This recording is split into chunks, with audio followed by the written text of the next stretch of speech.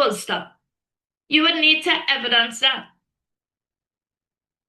So, the first requirement set out at Section 52 of the Act is that the defense shows that the defendant labored from some abnormality of mental functioning, that is medical evidence.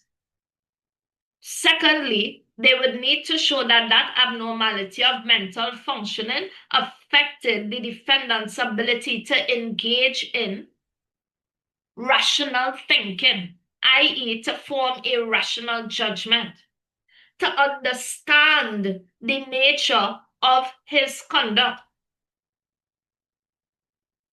Remember, because he has this abnormality of mental functioning, it is preventing him from appreciating what he did. It prevented him from forming any type of rational judgment or engaging with any type of rational judgment. It prevented him from understanding the nature of his conduct at the time of hitting the victim over the head with a piece of wood. The defendant did not understand that he was actually killing the victim. In his mind, he thought that he was killing a snake. In his mind, he thought that he was helping the victim. He was performing a surgery. Why? Because he has an abnormality of mental functioning. He is different from others in that way.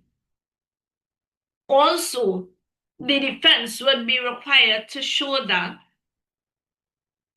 the abnormality of mental functioning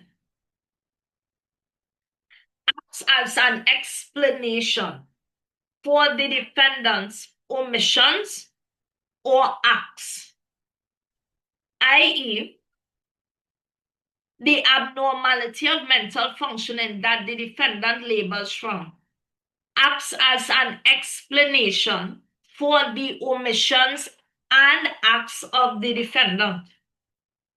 If you are thinking about the reason as to why the defendant behaved in a particular manner, if you are thinking about the reason as to why the defendant murdered, allegedly, the victim, it's because at the material time, he labored from some abnormality of mental functioning. All of the criteria set out at Section 52 of the Act must be met by the defense if they hope to successfully rely on diminished responsibility. Think